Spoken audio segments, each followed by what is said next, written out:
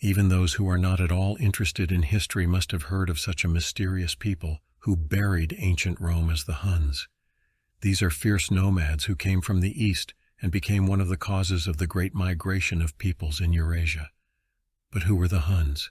Where did this people come from, and where did they disappear to?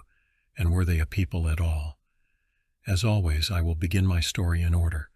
In order not to get confused in the mass of ethnonyms, it should be said that the self-name of the Huns was Un. Priscus of Pania, who visited Attila's camp, also called them Unnami. The Chinese term Hunnu also did not reflect the true sound, as it was invented to express a pejorative connotation. Hunnu translates as evil slaves. But who were the Huns? On this account, for more than 2 centuries have not stopped arguing. Many consider the Huns to be representatives of the Altaic family of peoples, related to the Turks and Mongols. Others believe that the Huns were related to the Ugric peoples of western Siberia. Others are based on the possible identity of Huns or Xiongnu with Huns, and on their localization in Manchuria. Finally, there is a version, according to which the Huns were one of the peoples of the Indo-European family, living in Eastern Europe. It could be Celts, Iranians, or Slavs. After all, in ancient times, the Celts invaded even Asia Minor. There is also a version according to which the Huns were an Iranian people, related to the Scythians, Sarmatians, and Alans. This wide range of opinions means that there are no specific clues in the written sources by which the Huns' kinship with other peoples could be accurately ascertained. What do genetic studies say?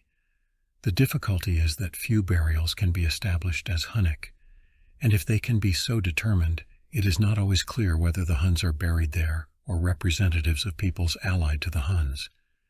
What can be said on the basis of these studies? First of all, under the Huns, contemporaries meant a collection of international conquerors, formed under the influence of migrations of peoples. However, if the nucleus of the Huns were really some aliens from the depths of Asia, they are relatives for the most part of the peoples of the Samoyedic and Tungus Manchurian groups, as well as the Kets and Yukagirs. It is possible that the Huns of the ancient chronicles were already a mixture of many peoples of Siberia. However, on the way they were joined by more southern peoples, including some descendants of ancient Indians preserved in Central Asia.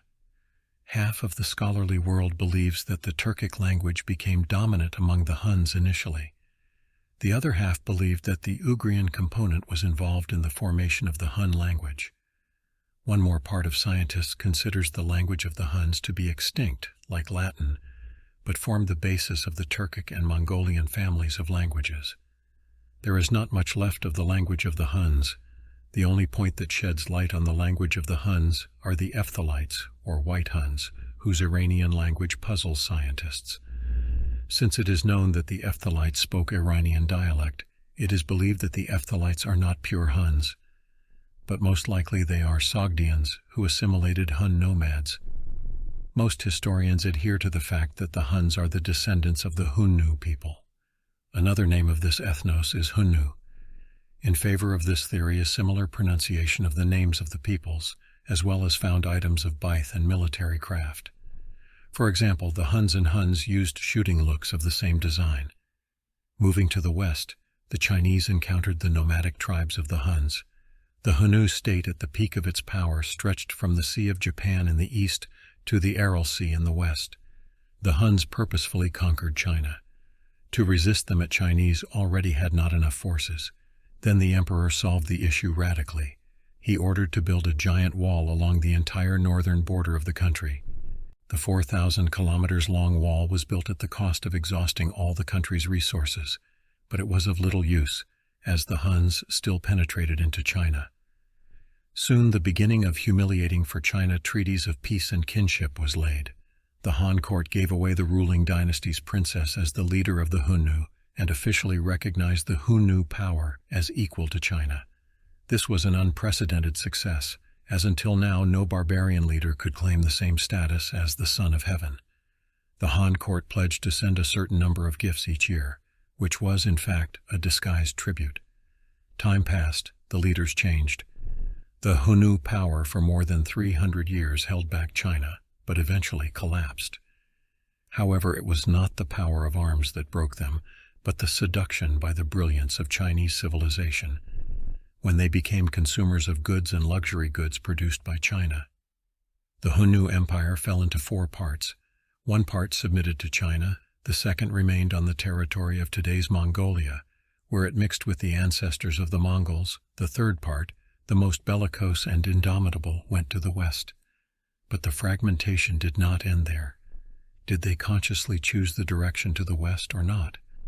Most likely they knew something about the rich western lands. The Stepnians gradually moved forward and mixed with other tribes, for example, with Ugrians and Sarmatians. They crossed the Don, defeating the Goths and Alans. Then for the first time, Huns got in annals of European chronicles and began to be named now already Huns. In Pannonia, Hungary, where now there was a raid of Chief Rugila, and after his death 2 his nephews, Bleda and Attila, became leaders of Huns. But as it happens, they did not share the throne among themselves, and soon Bleda was killed by his brother. Attila inspired fear not only in European nations. He was feared by his own army, in which discipline and military training reigned. His skill with horses was what allowed the Huns to go down in history. They lived on horseback, they slept on the road, ate and even negotiated, all without getting off the horse, and for a long time they did not use saddles at all. They could, without slowing down, hit a victim from a distance of 200 meters with their short bow. With such power, Attila got tired of just plundering, and he decided to launch a full-scale war with the Eastern Roman Empire. Attila has moved army on Constantinople. Emperor Theodosius II capitulated and undertook to pay huge tribute annually. Attila then invaded the Western Roman Empire. As a result, Huns have passed all north of Italy, having defeated the Kingdom of Burgundy. Rome lay ahead. But then Attila suddenly stopped. Why did he do that? It is known that the Pope Leo I has gone on meeting with it and has managed to persuade it not to move further. The Catholic world has thanked him ever since for saving them. But one thing is clear. A pagan would not have obeyed the Pope out of respect for the ministry. It is most likely that Attila was promised a substantial tribute. What religion did the Huns have anyway? Tengrianism, worship of the eternal blue sky. As protection, they wore amulets of precious metals with the image of dragons. Among the ruling elite, there was a supreme shaman who asked the god for advice to make important decisions. The elements were considered sacred: fire, water, and earth. There was also a cult of sacred trees. Horses were sacrificed to them, skins of which were removed and crucified between branches, and blood was spilled around. Attila prepared to strike at Byzantium, but suddenly died immediately on the next day after his wedding. His wife Ildiko was accused of poisoning him, but most likely Attila has died in a dream from suffocation caused by happened-at-it nose bleeding. After his death, the Hunnic Empire quickly collapsed. Soon, having suffered defeat from Goths on the river Nidao, Huns have left Pannonia back to southern Subcarpathian and northern Caucasus. Several times they made attempts to break through to the Balkan Peninsula, but all of them ended unsuccessfully.